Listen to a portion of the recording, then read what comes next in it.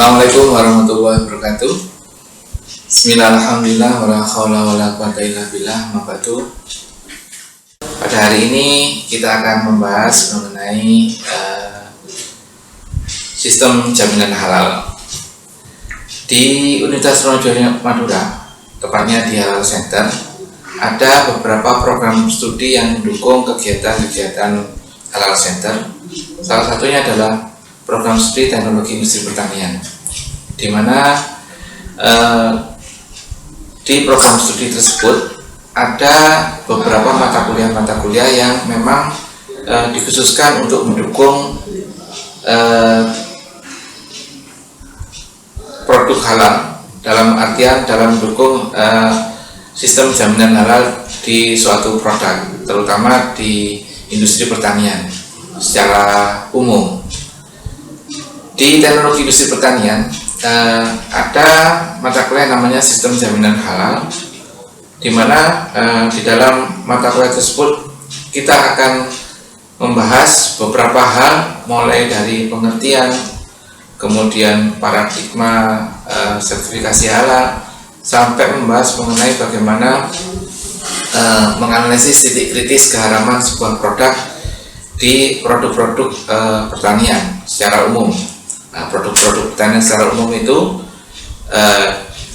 di TIP, kami menyebutnya teknologi industri pertanian adalah TIP, itu ada misalkan produk pangan, mulai dari sosis, terus kemudian nugget, kemudian produk keripik, dan banyak hal, termasuk juga ada produk-produk pengalengan ikan dan seterusnya. Dan itu sangat relevan sekali terhadap diwajibkannya produk yang beredar di pasaran untuk produk pangan, kosmetik, dan obat-obatan itu harus mencantumkan label halal, seperti yang telah diundangkan di Undang-Undang Jaminan Produk Halal nomor 33 tahun 2000, saya kok lupa mana, tahun 2004 itu mewajibkan yang awalnya voluntary menjadi mandatory, sehingga dengan adanya kewajiban produk yang beredar di pasaran itu harus mencantumkan label halal, maka menjadi kesempatan emas bagi kami, terutama di dunia pendidikan, untuk mencetak generasi-generasi atau mencetak sarjana-sarjana yang nantinya bisa paham, bisa melaksanakan kegiatan sertifikasi jaminan halal di industri-industri. Karena di teknologi industri pertanian adalah salah satu outputnya adalah bisa bekerja di industri pangan, industri jamu, industri yang berkaitan dengan pertanian secara umum, maka itu menjadi sangat relevan sekali. Terkait dengan mata kuliah ini, mengapa halal itu menjadi penting? Kita ketahui bahwa banyak kasus di mana kasus-kasus dulu yang beredar di Indonesia itu menjadikan terkait dengan adanya cemaran haram di sebuah produk, menjadikan produk-produk industri menjadi turun drastis penjualannya, karena memang kita ketahui memang di Indonesia itu sekitar 87% penduduk Indonesia adalah beragama Islam, atau penduduk Indonesia adalah 87% Muslim, sehingga kalau ada isu-isu terkait dengan ada cemaran haram pada sebuah produk, maka akan berpengaruh sangat drastis pada produk tersebut terkait dengan penjualannya. Kenapa demikian? Karena di Islam, halal haram menjadi salah satu bagian dari ajaran Islam, di mana seorang muslim itu harus berhati-hati atau wajib hukumnya untuk meneliti terkait dengan makanan yang dimakan, apakah dia haram atau halal. Memang produk pertanian secara umum memang halal, jadi haram itu sangat sedikit sekali. Yang digolongkan ke dalam haram itu kan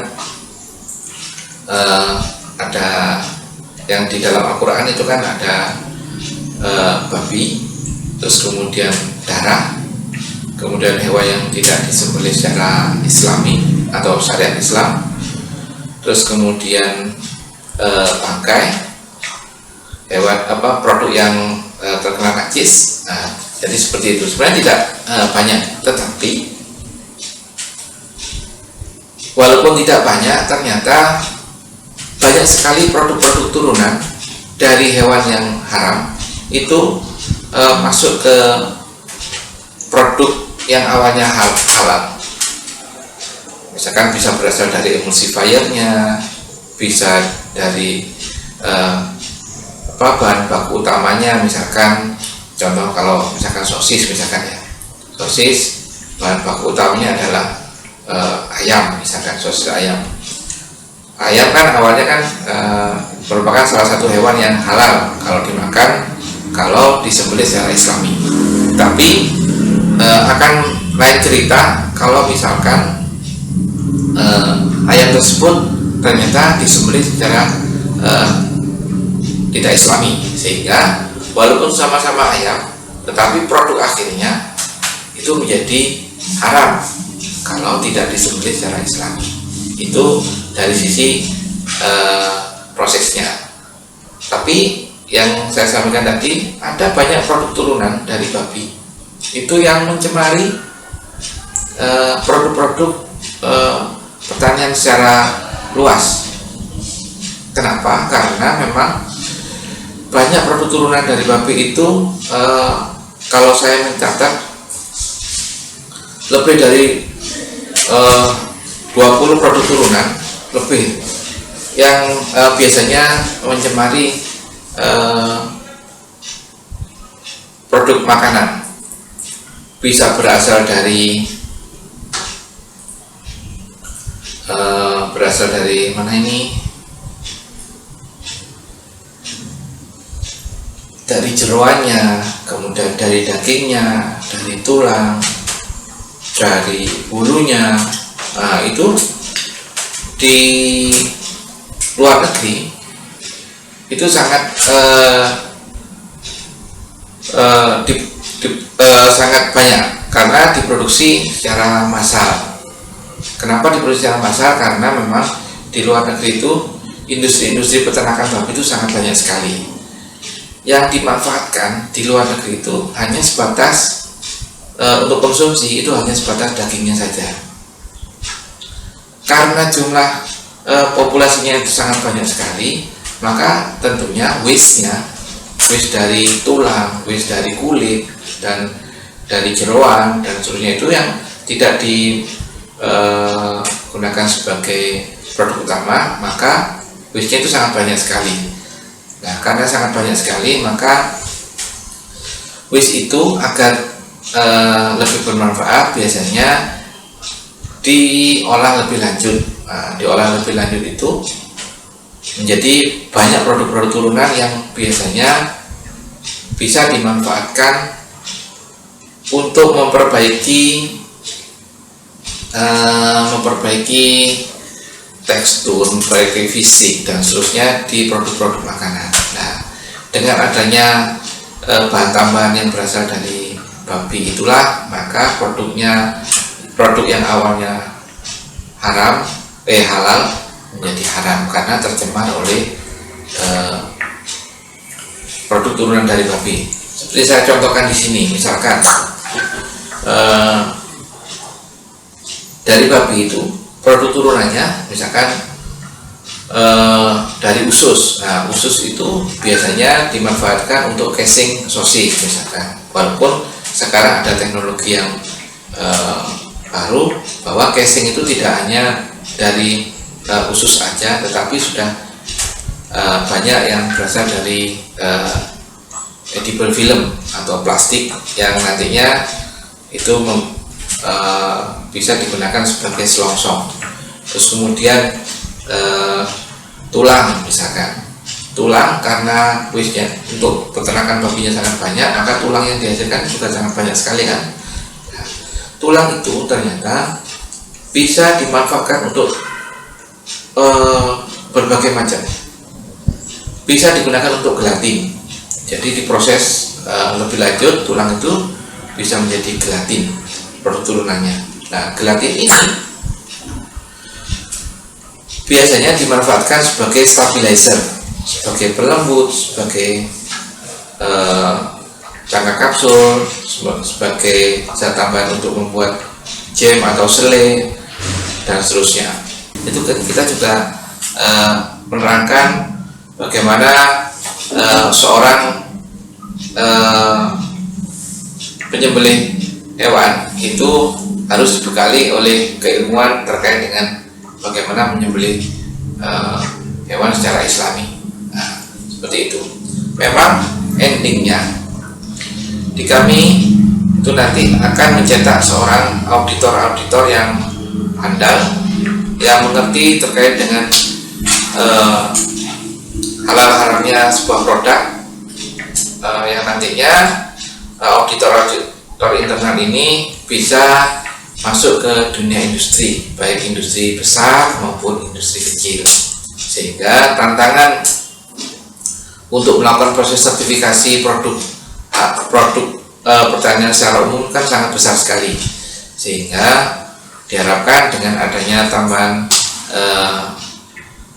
kemampuan mahasiswa dalam menganalisis, dalam mencari atau melihat apakah produk tersebut tercemar atau tidak, itu menjadi sangat relevan sekali terhadap adanya undang-undang jaminan produk halal, yang mana di situ sudah ditentukan bahwa memang wajib hukumnya.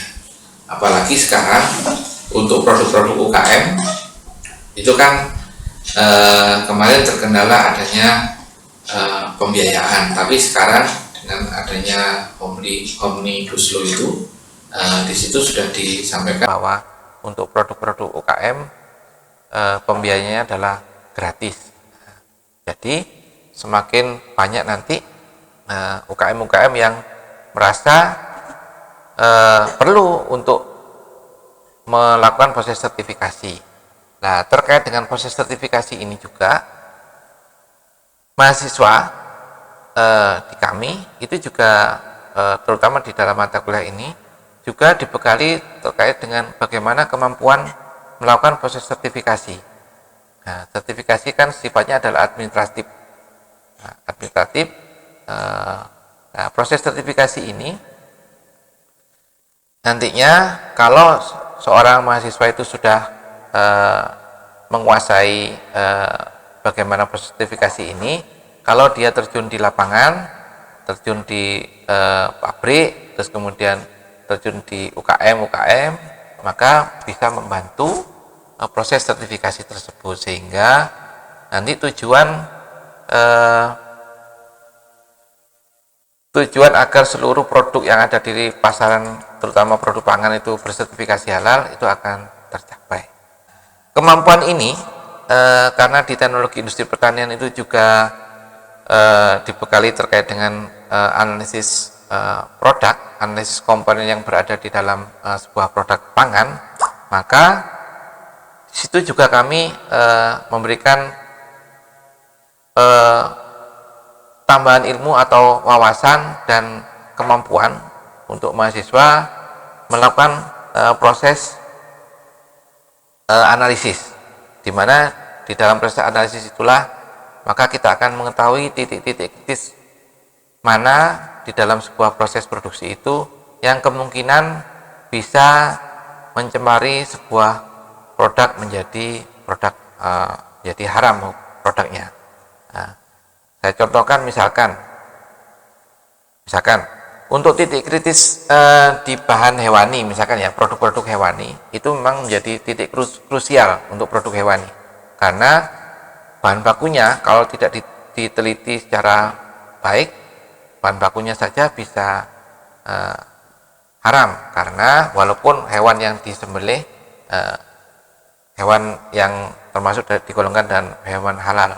Nah, misalkan di sini bahan hewan itu kan bisa telur, bisa susu, bisa daging.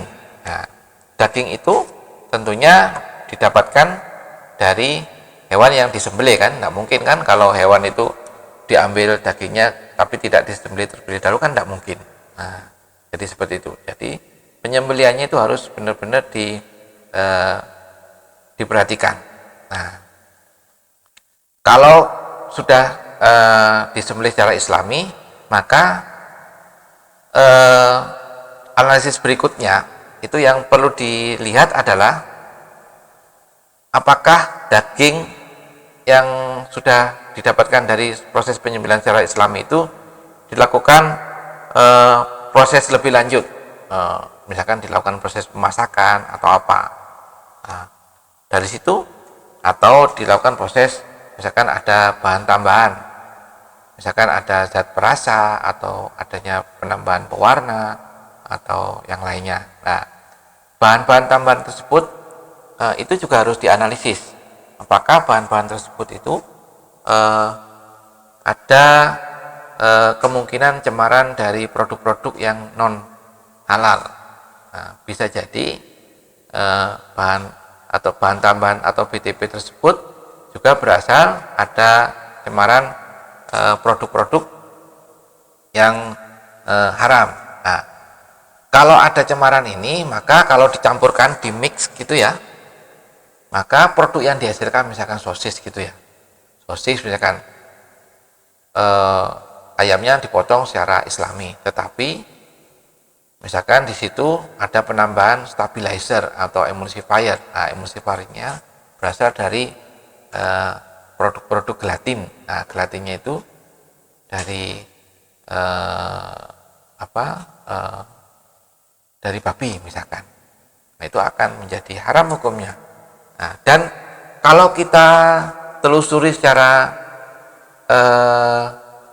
lab diuji, itu ternyata itu kita tidak bisa menghilangkan. Jadi selalu akan terdeteksi apabila produk itu tercemar oleh DNA babi. Jadi walaupun diproses secara apapun, sampai ke belakang itu misalkan menjadi sebuah sosis misalkan ya, ternyata ada cemaran itu. Nah, itu kalau sosisnya itu diuji di lab menggunakan PCR atau menggunakan uji DNA, itu akan ketemu itu, walaupun secara sedikit aja. Nah, yang namanya halal haram itu kan tidak ada kan istilahnya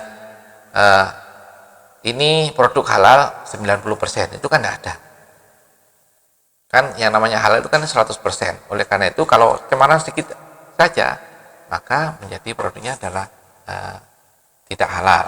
Oleh karena itu memang kita harus berhati-hati.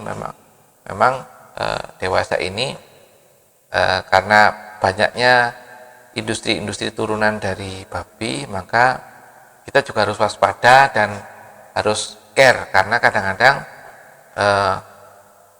yang namanya konsumen itu dia tidak peduli, apalagi produsen juga kadang-kadang juga tidak peduli terkait dengan produk yang dihasilkan. Yang penting pokoknya bahan bakunya murah, terus kemudian hasilnya baik, ya sudah dilaksanakan. Nah, seperti itu. Oleh karena itu memang menjadi sangat urgent sekali, terutama bagi mahasiswa kami yang nantinya bisa mendukung keberadaan halal center yang ada di Universitas Trunojoyo Madura. Nah, apalagi di halal center itu cakupannya itu tidak hanya fokus ke produk-produk halal, juga nantinya ada beberapa kegiatan-kegiatan yang mengarah ke kuliner halal atau destinasi kuliner halal, terus kemudian lebih luas lagi ke pariwisata halal. Nah, jadi seperti itu. Dengan adanya bekal bekal mata kuliah ini, itu akan menjadikan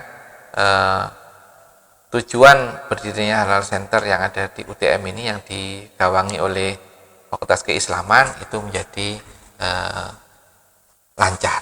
Terkait dengan titik kritis untuk produk-produk hewani, sebenarnya kalau kita sedikit beralih ke produk-produk nabati, ternyata produk nabati itu juga punya titik kritis. Walaupun di awal sudah disampaikan bahwa untuk produk-produk nabati kan secara umum adalah positive list, di mana produk-produk nabati itu kan tidak ada istilahnya hukumnya haram kecuali mencuri, ya itu bisa jadi haram, tapi kan bukan haram li dzatihi tapi li ghairihi. Nah, itu yang sudah dibahas sebelumnya terkait dengan kajian haram terkait dengan zatnya dan haram terhadap sifatnya. Nah, tapi kenapa produk-produk nabati itu juga ada kemungkinan tercemar oleh barang yang haram? Karena memang terkait dengan adanya proses pengolahan yang ada di produk tersebut. Yang paling sederhana misalkan seperti ini, misalkan ya, kalau kita membuat jus itu kan berasal dari buah-buahan kan. Nah, dari buah-buahan. Nah, kalau dari buah-buahan tentunya itu kan halal kan, buah itu pada umumnya kan semuanya kan halal buah. Tetapi kalau dilakukan proses pengolahan, dilakukan proses penghancuran, dijadikan sebuah jus.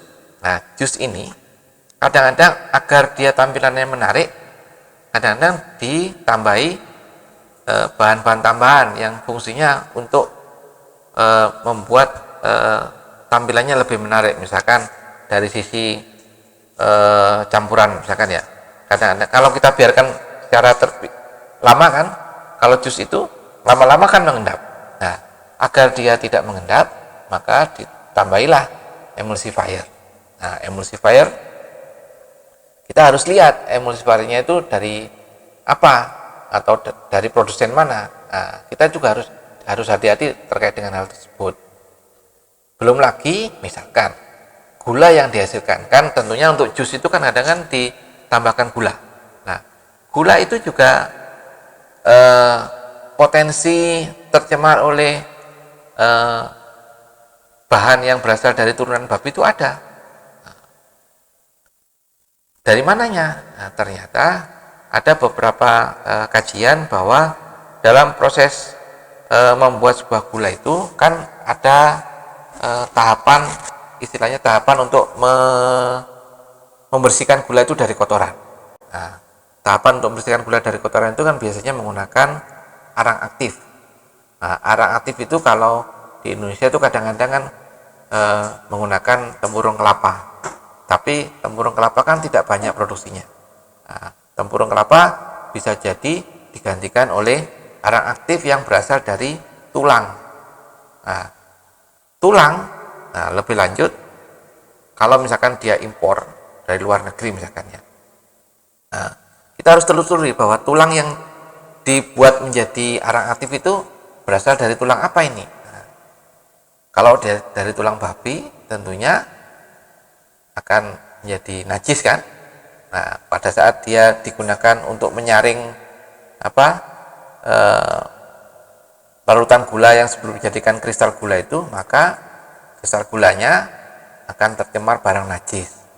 Apalagi najisnya adalah tentunya yang berasal dari babi kan najis mughalladzah, kan tidak mungkin bisa dicuci kan. Masa kita mencuci gula kan tidak mungkin. Nah, akhirnya kalau gula itu dimasukkan ke dalam jus, maka jus yang awalnya itu produk halal, karena ada campuran tambahan gula, maka produk jusnya itu menjadi haram. Jadi seperti itu.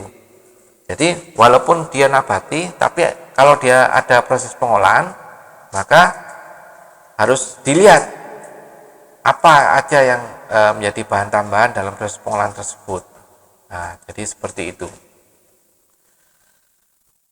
Jadi itu sekilas terkait dengan apa yang telah kami lakukan untuk mendukung Halal Center yang ada di Universitas Trunojoyo Madura. Di dalam mata kuliah ini juga memang kita sangat banyak sekali bahasan yang kita sampaikan ke mahasiswa. Memang tujuannya, memang endingnya diharapkan dengan berbagai macam materi yang disampaikan itu, diharapkan dia, mahasiswa itu nantinya bisa menjadi salah satu ujung tombak dalam memasuki dunia kerja, khususnya di profesi auditor internal yang sangat dibutuhkan sekali, terutama di era pemberlakuan Undang-Undang Nomor 33 Tahun 2004. Nah, salah satu yang mungkin bisa saya sampaikan di sini, misalkan ada materi, misalkan di sini ya,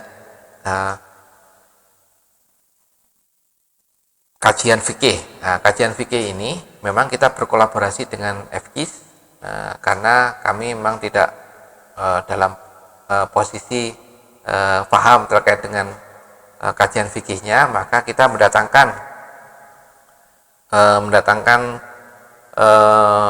dosen-dosen yang paham terkait dengan fikih halal haram. Pada tahun-tahun yang lalu kita pernah mendatangkan Kiai Hamam. Terus kemudian tahun ini kita mendatangkan Kiai Nasih. Yang 2 tahun sebelumnya kita mendatangkan Kiai Khalil. Yang itu kami adalah memperkuat pemahaman terkait dengan kajian fikih halal kepada mahasiswa kami. Kalau kami sendiri yang membekali, tentunya tidak akan relevan. Nah, seperti itu. Kemudian yang kita lakukan juga pembekalan terkait dengan bahan-bahan penyemar atau cemaran babi di industri pangan, obat, dan kosmetik. Nah, itu kita membedah itu ya, membedah beberapa industri-industri turunan yang kemungkinan bisa menyemari produk pangan, obat, dan kosmetika. Nah, kemudian ada lagi materi terkait dengan misalkan titik kritis. Nah, titik kritis bahan haram pada produk-produk hewani.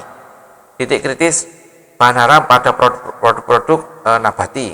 Titik kritis bahan haram pada produk-produk obat dan kosmetika. Titik kritis bahan haram pada produk-produk mikrobial. Nah, itu diharapkan dengan dibekali seperti itu kita akan paham di mana titik kritis yang perlu diwaspadai dalam produk-produk mikrobial, produk-produk obat, kosmetik, hewani maupun nabati. Nah, terus kemudian karena terkait dengan hewani, maka kita juga memberikan materi terkait dengan bagaimana menyembelih atau penyembelihan hewan secara islami. Nah, terkait dengan penyembelihan hewan secara islami ini, kita juga bekerja sama atau kita mendatangkan beberapa expert di bidang penyembelihan ini, baik dari yang sudah terjun di lapangan, orang yang biasanya tukang menyembelih hewan, bisa juga kami juga pernah mendatangkan dari dokter hewan itu sendiri yang paham terkait dengan bagaimana menyembelih hewan secara islami, termasuk juga apa kemanfaatan dari menyembelih hewan secara islami dilihat dari sudut pandang kedokteran hewan. Jadi dari situlah kita bisa mantap bahwa ternyata memang kalau disembelih secara islami memang dari sisi mutu dagingnya itu sangat bagus. Terus kemudian kita lebih berkemanusiaan. Terus kemudian dari sisi penyakit-penyakit bawaan yang kemungkinan dibawa oleh hewan tersebut karena disembelih secara islami, maka akan menurun risiko adanya terikutnya penyakit-penyakit yang ada di hewan tersebut. Nah, dan yang terakhir yang kami berikan adalah bagaimana melakukan prosedur sertifikasi produk halal.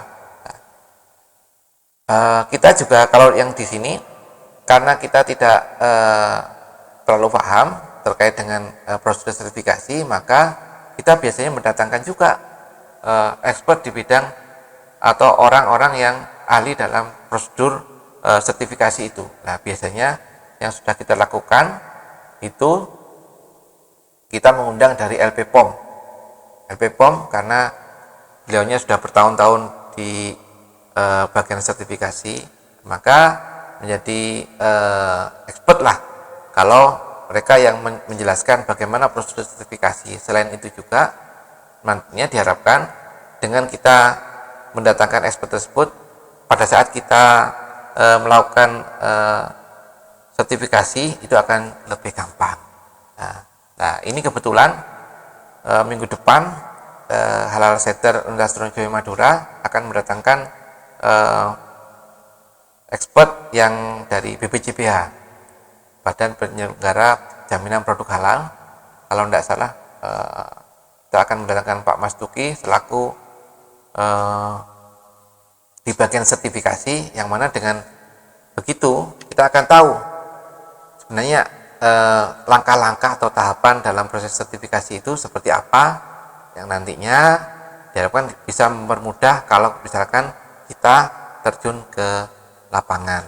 Nah, seperti itu pada intinya, sehingga lengkaplah nanti pada saat dia keluar dari mata kuliah ini, mahasiswa itu akan benar-benar paripurna dalam memahami mulai dari A sampai Z untuk proses sertifikasi produk halal, yang endingnya memang kita ya bisanya berkontribusi di sini ini, bagaimana membekali mahasiswa kita, bagaimana membekali beberapa masyarakat. Nah, memang ya, itu tadi di tiap tahun Halal Center itu juga selalu melakukan proses pelatihan. Nah, pelatihan itu yang melibatkan masyarakat. Nah, yang diharapkan nantinya UKM-UKM yang terlibat dalam pelatihan itu juga bisa melakukan proses sertifikasi, yang nantinya proses sertifikasi juga didampingi oleh mahasiswa kami. Jadi seperti itu bagaimana kontribusi kami di Halal Center, terutama yang dari TIP, Teknologi Industri Pertanian, dalam mensukseskan program pemerintah untuk melakukan proses sertifikasi produk halal yang berada di pasaran. Jadi itu yang kami lakukan. Mungkin itu yang dapat saya sampaikan. Semoga beberapa yang kami sampaikan bisa menambah wawasan bagi kita semua. Saya akhiri, wallahu muwaffiq ila aqwamit thoriq. Assalamualaikum warahmatullahi wabarakatuh.